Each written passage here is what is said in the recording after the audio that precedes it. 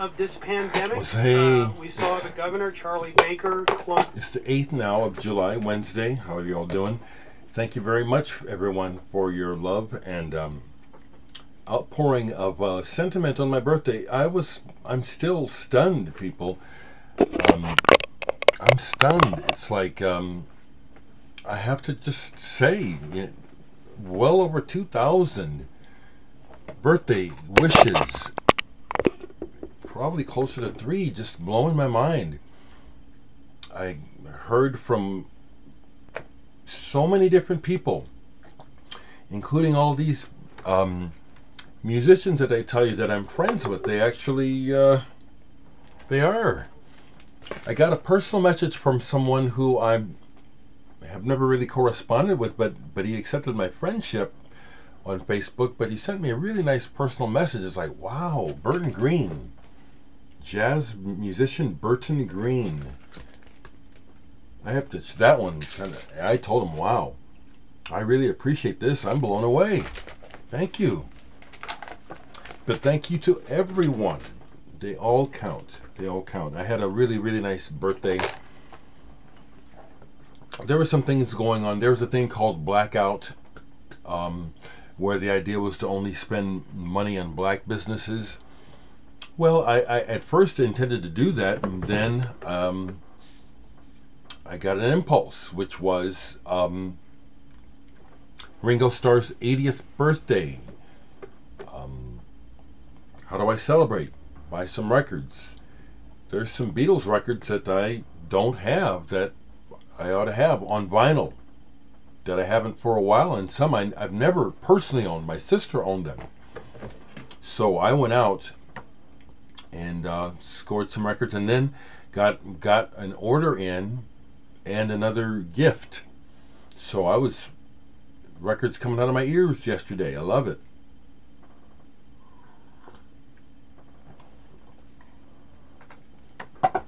And before I forget, let me share that I have there's a new digital release that was just put online today. It's a project out of Brazil, and I mocked up a copy of it, but it's quarantine. Let me look it up here. I have one track on this. There's 3. So far, there's been 3 of them put out. Okay, let me find it. Quarantine. It's like okay. Dereck. All right. It's a new release. It's on Bandcamp. But besides me, you can see there's Maz Gacano. Do you recognize the name Werner Diermeyer from Faust? He's on there. And then down there, number 9, Mitsuru Tabata from the band Boredoms, and also Acid Mother's Temple. Mark Hewins. Friend of mine. This is good stuff. But this just came out. Quarantine something QR, and it's an open project. The guy that's doing it is looking to continue it and is looking for people to get involved.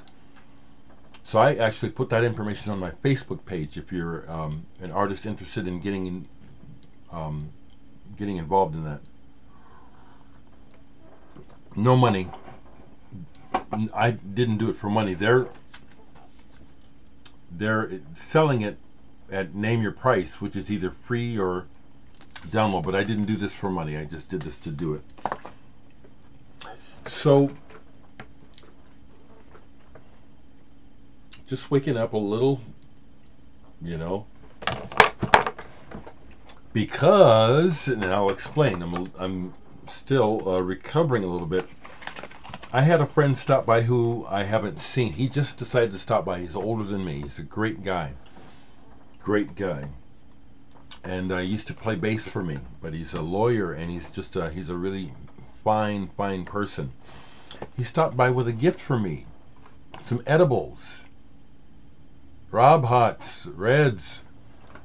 I don't, because we're in Nebraska, I don't have edibles. I mean, some people, they're here. and sometimes they're offered to me, but I like the ritual of smoking. But I ate a couple of those last night, and it's like, yeah, you know, I'd rather smoke though. You know, I don't just want to be high. That's what that is what the cough is, unfortunately, because I do like to smoke, and it has tarred my teeth. It has. Anyway, so I bought this yesterday. I have never owned it on vinyl. Beatles Revolver. I believe, Stephanie, you had a copy, didn't you? I have 2 copies on 2 different CDs copies I've had for a long time, but finally, this album that was released in, what, 1966? That's just done my head in. Finally, on my birthday in 2020, I finally own a copy. I kept thinking about that as I was looking at this and deciding to buy it. It's like, I'm finally owning this. I celebrated that. I bought 2 more Beatles albums. I've never owned these. My sister owned them. I never did. But they changed my life. Rubber Soul. I've never owned a copy of this except on CD. So these are those Parlophone remastered ones that they put out after they did the big remaster thing, and then these sound brilliant. They could go one further and be in mono. These are stereo. Mono is bliss, but these are wonderful, and I've never owned this. Of course, we never owned it. We owned to Meet the Beatles. We never owned With the Beatles. And I played all 3 of these all the way through yesterday because I love this music so very much. You know, there may seem to be inconsistencies about me. There are, because I'm human. But it's me. It's what I like, you know. Period. Some of you understand why I'm saying that. Some of you don't. But there's a reason why I say everything I say. And I'm just clamping down on nobody has anything to say about who I am. That may sound arrogant, and maybe it is, but it's true. You don't have shit to say about who I am, what I like.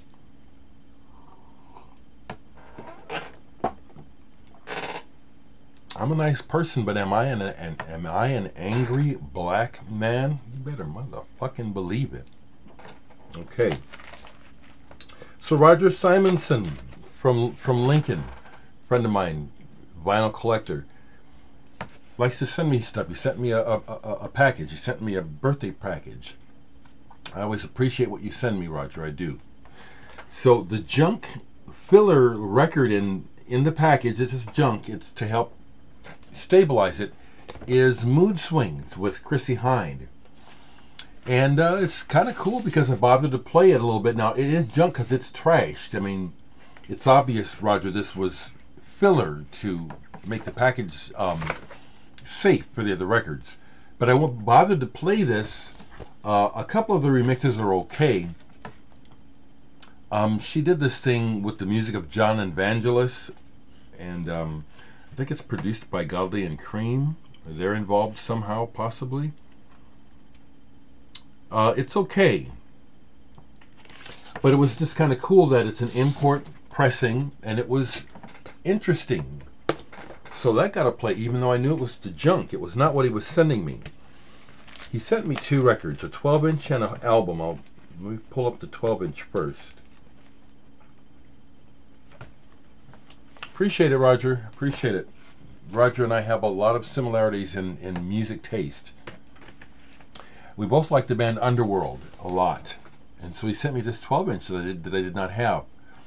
Dinosaur Adventure 3D.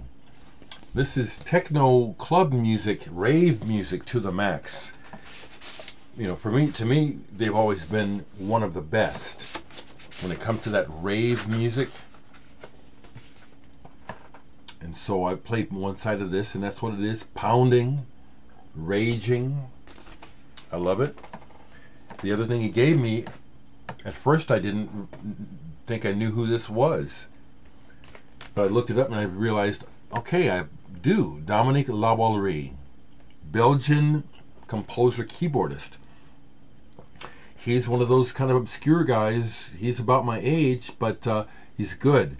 Done a lot of things, but I've not come across his records, have read about him. And as I looked him up again and read it, what was on the insert here, it's like, yeah, I know who, I've heard of this guy. And I like this very much. And it makes sense that Roger would send this to me. He's a Wim Mertens fan. I like the music of Wim Mertens, related to Eric Satie. You know Eric Satie?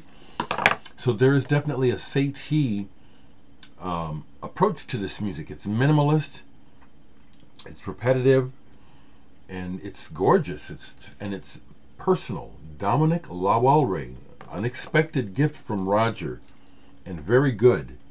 First meeting. This is a compilation. He's got a bunch of recordings, apparently. Thanks, Roger. Okay. So when I got the Beatles, I took another scour of the store. Well, I'll be honest, 2 stores. I went to Homer's and to Recycled and got the Rubber Soul at Recycled, and I got the other 2 Beatles at Homer's. And while I was at, so let me go in order. So while I was at Recycled, I found 2 more records that worth getting. Anthony Braxton's the Montreux Berlin concerts. I've already played side 1 and 2. Again, just amazing. He's got Kenny Wheeler, and Dave Holland, and Barry Altschul on here. They play so very well together. And Braxton's heads are it's thrilling to hear these guys move through his heads in unison, because they're so unique. So I grabbed that. I was really glad to find that. And the other thing that Recycled had was this new reissue of Weightless by Animals as Leaders. Now, the original is costly. It has a die cut, but the music is great, and it's on a nice color. That's a pretty color. Only listen to part of this, but I really love Animals as Leaders. To me, another example of, well, I want to put it in this context. Tosin Abasi, the African guitarist here, is groundbreaking. In music circles, he's recognized, but I know I'm not imagining this. If he was white, he would be considered a phenomenon. He would be written about differently than he is now. He's, they would be trying to talk about the new Eddie Van Halen. Guarantee you, if he was white. Those are the little things that really need to be confronted, that are not changing. That mentality that we're second best, second class. It's very much alive and very stubbornly not going anywhere right now. I'm going to keep bringing it up. This one, I'm real glad I got it, because it's like it was unexpected how much I like it. Reebop. He joined Traffic. Remember that? Reebop Kwakuba. Anthony Reebop Kwakuba, percussionist. And this is a solo album that he had released on Island Records. Love that Island label. This was 1971 or 2? 1972. A lot of cool people are on here. Steve Winwood's on here. Rabbit is on here, who's worked with John. One of the folks who sent me music yesterday. He's worked with John Dawson. This is good. I mean, it's kind of, it's got the African groove, but it's like R&B-ish too. I was surprised. Wow, this is really kind of cool. He's even got Chris Mercer on here on sax, and Kenny Wheeler is on here. Great players. But the music is good. The music is good. it is not about who's playing after a while. I like to like what certain people play, but if I don't like what they're playing, I don't like what they're playing. It doesn't matter who it is. I'm not going to like something just because it's so-and-so. I deal with that all through my life. I've been through that, where it's like somebody will put out a record that I really admire, and the record will be shit. It'll be something like, why did they make that? It's like, this is I don't like this. It's just the way it is.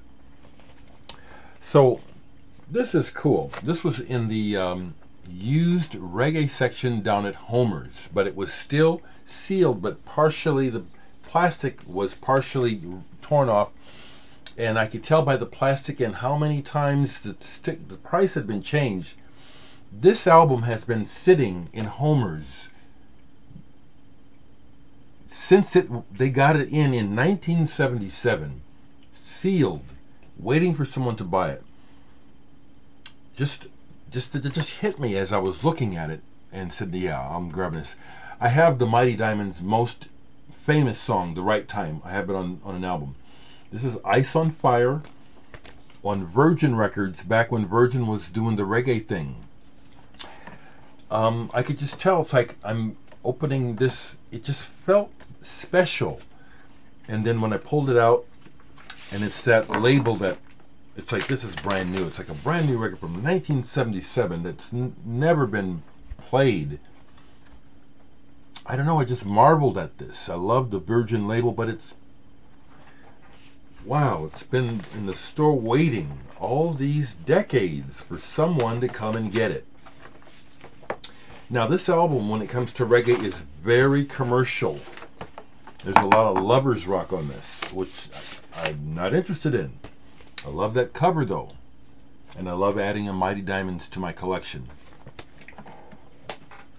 The other thing I got at Homer's, oh, I missed one that I got at Recycle, I'll tell it, but this was a 12-inch single by Black Uhuru, What Is Life? I just love the picture of the band so much. It's only 3 tracks, but when do you find stuff nowadays for $1.99? This was only $1.99 for the 12-inch. It's worth $10 just for the picture of the band. I love that they included Sly and Robbie in the band portrait on here. They're very important. I love Black Uhuru. The other thing that I got at Recycled, which I've never owned on vinyl, and I still really like it, although it sounds rough. You can hear all of the progression since they made this album. Radiohead, The Bends. I was still on the fence about the band when this came out. A friend of mine bought it. I remember this because he was raving. And because of Pablo Honey, which I thought was just mediocre, I poo-pooed it and really wouldn't pay much attention to it until later. This is a very good album. Radiohead, The Bends. Luckily, I'm going to go a little bit longer. Luckily, another one of my orders came in on my birthday, so it felt like a birthday present to myself. But I've done this twice now, where I ordered something and forgot I ordered it and ended up with 2 copies. So I ended up with 2 copies of this album by Patrick Gautier from Helden and Magma, Bebe Godzilla. This is, I think, well, I don't think, it is a fantastic fusion progressive album, Zool based. This I'd like to sell. I gave a double away recently to someone. This one, are you interested in it? I'll sell it to you for $20. I paid more than that for it. $20. Let me know if you want it. You need it. I'll show just a couple more things because it's like so much. Okay, so my latest order was brilliant. Stuff I've been wanting forever. They're all reissues because this stuff is really hard to. Originals of, you folks that know this stuff know that originals of these records go for hundreds. Some go for 1,000. Excuse me. I love that Italian prog, and I am collecting it. I am collecting it actively. So, finally got Biglietto Per L'Inferno. Been wanting this album forever. Yeah, these are records I've been wanting since they came out. All my life I've been wanting these albums, so I'm still after them. This is that Genesis-inspired type of progressive rock where just so many elements of what they're doing is right. The least enjoyable aspect to me is the overwrought Italian singing.